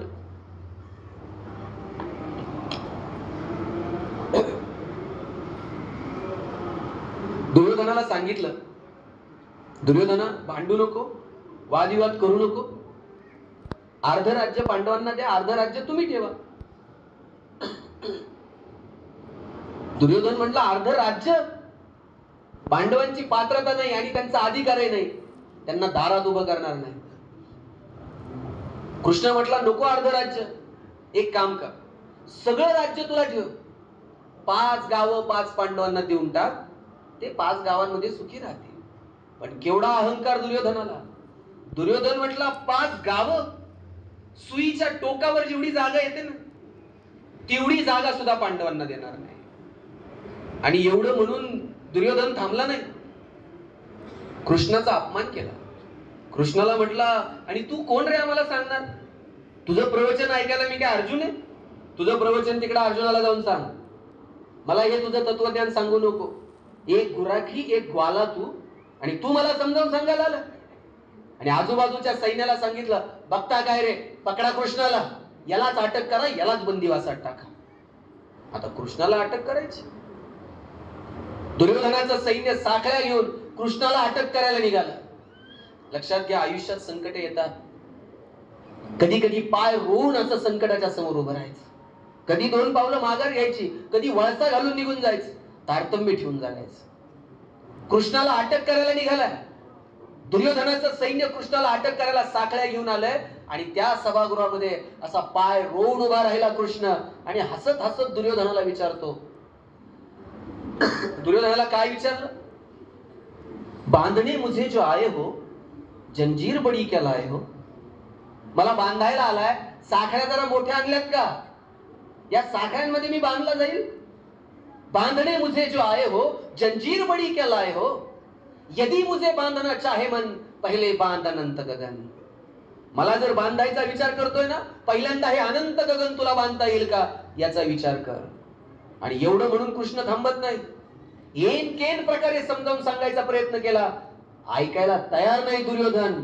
मग मात्र कृष्णानं दम भरलाय दुर्योधनाला. अंबर में कुंतल जाल देख, पद में नीचे पाताल देख, हाथों में तीनों काल देख, सब जन्म मुझी से पाते हैं, फिर लौट मुझी में आते हैं. दुर्योधना समजून घे, सगळ्यांचा जन्म इथून आहे आणि परत इथंच यायचंय. तरी दुर्योधन ऐकायला तयार नाही. आणि मग शेवटी मात्र कृष्णानं सांगितलं, याचना नहीं अब रण होगा, अब महाभारत होगा. आणि झालं महाभारत. जगातले सगळे योद्धे एकमेकांवर तुटून पडले. मृत्यूचा असा तांडव उभा राहिला, रक्ताचे पाट वाहिले. कृष्ण येतो आयुष्यात, सांगतो, दस्तक देतीये हर चीज, तर ती समजून घेता आली पाहिजे. कधीतरी 2 पावलं माघार या, कधीतरी संकटाच्या समोर छाती काढून उभं राहा, तारतम्य ठेवून जाता. शिवाजी महाराज अफजल खानाचा कोतळा घालतात, मिर्झा राजेसोबत रणांगणात आता समोरासमोर हिताचं नाही, माघार घेतली 2 पावलं, तह केला, 23 किल्ले देऊन टाकले. बरं, ते दिले म्हणजे काय, कायमचे दिले होते, तात्पुरती ऍडजस्टमेंट होती. 23 किल्ले दिले. भेटायला गेले औरंगजेबाला आणि जाताना एकटे गेले नाहीत, एवढ्याच्या संभाजीराजांना सोबत घेऊन गेले. आता मधला जो प्रवास आहे, या मधल्या प्रवासात शिवाजी राजांचं आणि संभाजी राजांचं काही तर बोलणं झालं असेल की नाही? काय बोलले असतील शिवाजी राजे संभाजी राजांना? स्विस बँकेत आपला अकाउंट आहे, पासवर्ड सांगतो, पुण्यात आपले 2 फ्लॅट आहेत. काय बोलले काय असतील? शिवाजी राजांनी सांगितलं असेल, शंभूराजे आतापर्यंत जिंकणं बघितलं, आतापर्यंत यश बघितलं, आयुष्यातला संघर्ष तुला जवळून बघा, चला आमच्या सोबत घेऊन गेले. तिथं गेल्यानंतर औरंगजेबाने संभाजी राजांना एक हत्ती भेट म्हणून दिला आणि थोडीशी गंमत करावी म्हणून दिलेर खान म्हटला, शंभूराजे आप इतने छोटे हो और हाथी इतना बड़ा है, इस हाथी को आप महाराष्ट्र में कैसे ले जाओगे? एवढासा संभाजी राजा दिलेर खानाच्या डोळ्यात डोळे घालून सांगतो, ये तो जानवर है, बैठ कर जाएंगे, नहीं आया तो खींच कर ले जाएंगे, लेकिन हमारे आबा साहब ने जो आपको किले दिए हैं वो तो अभी महाराष्ट्र में है, उन्हें आप आगरा कैसे ले आओगे? एवढेसे संभाजी राजे, पण माहित होता आता तहात दिलेत आणि गेल्यावर घेऊ की परत एक एक. लग्न काय असतं पेटून, प्रत्येक वेळेस असं संकट भिडायचं नाही. सगळे डोंगर पोखरून, वेळ किती आपल्याकडं, मूर्खांच्या नादी लागत बसू नका. काही डोंगर पोखरण्याऐवजी वळसा घाला, निघून जा आपल्या मार्गाने. तारतम्य ठेवून जगता आलं पाहिजे. ते महमूदचा एक पिक्चर बघितला होता. त्या महमूदच्या छातीवर एकानं बंदूक ठेवली आणि त्याला विचारलं, बोल तेरी आखरी ख्वाहिश क्या है? आता याच्यापेक्षा काय संकट असते आयुष्यात? थेट छातीवर बंदूक ठेवून विचारलं, तेरी आखरी ख्वाहिश क्या है? महमूद म्हटलं, आखरी ख्वाहिश तेरी बंदूक मुझे दे दे म्हणला. अरे काय भन्नाट जगावं. सगळ्यात संकटांना असं, संकटाला कधी कधी इतक्या मिश्किलपणे सामोरं जा, संकटाला वाटलं पाहिजे कुठून याच्या नादाला लागलो. आयुष्य तारतम्य ठेवून जगता येईल का याचा विचार करा. काळ बदलतोय, वेळ बदलतेय, काळ आणि वेळेनुसार बदलावं लागेल आणि बदलतोय आपण.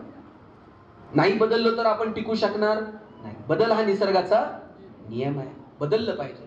पण कोणत्या चांगल्या गोष्टी सातत्यानं सोबत ठेवायच्या ते ठरवता आलं पाहिजे. नवीन तंत्रज्ञान स्वीकारा. आता शेवटचे 5 मिनिट घेतो. नवीन तंत्रज्ञान स्वीकारा, नवीन प्रणाली स्वीकारा. आता हा कॅमेरा कोणत्या कंपनीचा आहे? फोटोग्राफर निकॉन, सोनीचा कॅमेरा आहे. आता कॉडॅकचा दिसतो का पुढे बाजारात? नाही. आणि एक काळ काय होतं, फक्त आणि फक्त कॉडॅकचा जमाना होता. 5 मिनिट आता शेवटचे. एक काळ फक्त कॉडॅकचा होता, आता कॉडॅकचा कॅमेरा दिसत नाही. तुम्ही एवढी वडीलधारी माणसं आहेत ना, यांचे सगळ्यांचे लग्नाचे अल्बम चेक करा. 100% कॉडॅकचा कॅमेरा. म्हणजे नवरा नवरीनं हार घालायला आणि फोटोग्राफरचा रोल संपायला. आणि फोटोग्राफरला विचारलं ना, त्या अल्बमचं कधी देतो रे? ते म्हणणार अल्बम 6 महिने अल्बम मिळत नव्हते. ते सांगणार फोटो धुवायला दिलेत, कोणत्या नदीवर जात होतो कुणास. कॉडॅकनं डिजिटल टेक्नॉलॉजी स्वीकारली नाही, कॉडॅक हद्दपार. आपल्या पिढीनं, माझ्या पिढीनं, माझ्या वयाची जी माणसं इथे, आपण पहिला फोन आयुष्यात कोणत्या कंपनीचा घेतला होता? नोकिया 3310, 1100, 1600, 2600. आता नोकिया आहे का? अँड्रॉइड टेक्नॉलॉजी स्वीकारली नाही, नोकिया टिकू शकलं नाही. साधा नियम आहे, बदलत्या तंत्रज्ञानानुसार बदलावं लागेल. जाहिराती बदलत गेल्या. तुम्ही बघा, आठवतंय का? माझा दावा आहे, वडीलधाऱ्या सगळ्यांची ही जाहिरात पाठ असणार.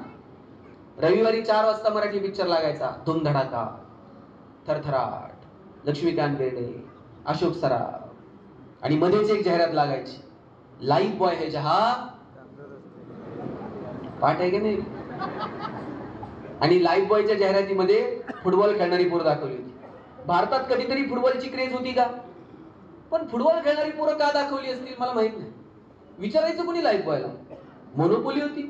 लोक दुकानात जाऊन साबण द्या नव्हती म्हणत, लाईफ बॉय द्या म्हणायची. पण त्यानंतर लक्स आला. राजा हिंदुस्थानी पिक्चर हिट झालेला. करिश्मा कपूर फॉर्म मध्ये होती. लक्सनं करिश्माला ब्रँड अँबॅसेडर केलं. आता करिश्मा कपूरला लक्सनं ब्रँड अँबॅसेडर केल्यावर फुटबॉल खेळणाऱ्या पोरांकडे कोण बघतंय का? लक्सनं मार्केट तयार केलं. लाईफ बॉयला कळलं, आता जर टिकायचं असेल आपल्याला बदलावं लागेल.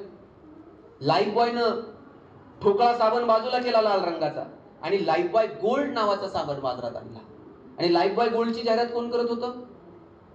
फुटबॉल खेळणारी पोरं नाही. आता कॉलेजचा तरुण मुलगा आणि मुलगी, मुलगी गाडीवरनं उतरते, रागात निघून जाते. मुलगा विचारतो काय झालं, मुलगी सांगते पसीने की बदबू से परेशान. पोरगा घरी जातो, लाईफ बॉय गोल्ड आंघोळ करून येतो. या कंपन्यांना कळलं हो, आपल्याला बदलावं लागेल. आणि मला सांगा, कोविड मध्ये एक तरी साबण अशी जाहिरात करत होता का, आमचा साबण सुगंधी आहे, तो लावल्यावर तुम्ही गोरे व्हाल?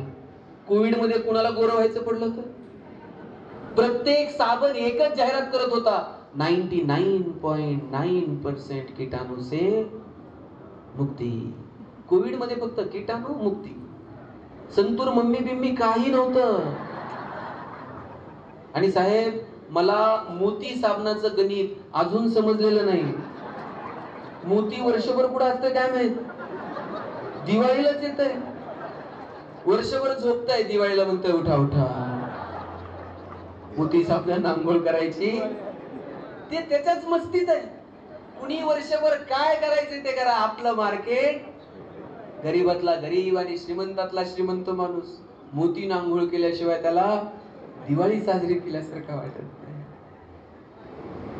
आपली प्रत्येकाची एक वेळ आहे, ती वेळ ओळखा, काळ आणि वेळेनुसार बदला. काय बदल करायचे आणि काय जुनं जपायचं याचं तारतम्य ठेवा.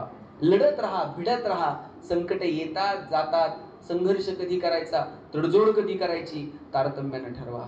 आज अमिताभ बच्चनचं वय किती आहे साहेब? 83-84 वय असेल. 83-84 वर्षी सुद्धा आजही बच्चन टीव्हीवर आहे की नाही? ताई, तुम्ही जसं निवेदन करत होतात ना, बच्चन साहेब निवेदक पदाची नोकरी मिळावी म्हणून आकाशवाणीमध्ये इंटरव्ह्यूला गेले होते. आणि आवाज चांगला नाही म्हणून बच्चन साहेबांची नोकरी नाकारली होती. आवाज चांगला नाही म्हणून ज्याची नोकरी नाकारली तेच बच्चन आज आवाजाच्या जोरावर बॉलिवूडचा शहनशाह म्हणून मिरवतो. कोविड मध्ये कुणी कुणाशी नीट बोलत नव्हतं. फोन लावल्यावर पहिल्यांदा पलीकडनं कोण बोलायचं? आधी त्यांना सूचना ऐकायच्या सगळ्या, मग आपण हॅलो म्हणायचं. याच्यापेक्षा काय करिअर असतंय?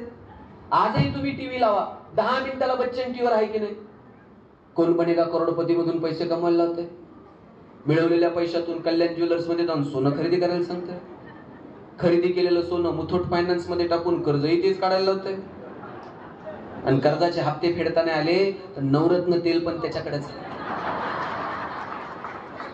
थंडा थंडा. मला या लोकांकडनं शिकलं पाहिजे. परवाचं बच्चन साहेबांचं स्टेटमेंट आहे, अभिषेक थकला असेल, मी अजून थकलेलो नाही. आपण आपल्या बाजू ओळखाव्यात आणि आपण आपल्या धुंदीत, आपल्या मस्तीत जगावं. कबीरांचा दोहा आहे, देश देश के वैद्य बुलाए, लाए जड़ी और बूटी, जड़ी बूटी तेरे काम ना आए, जब राम के घर की खोटी, जरा हलके गाडी हाको मेरे राम गाडी वाले.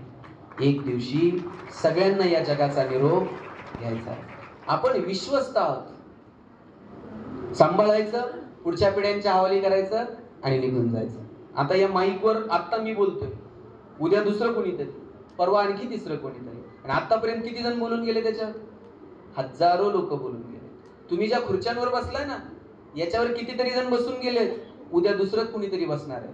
आता इथले उठले, ताई पटकन बसले. जागा बदलत जाणार आहे.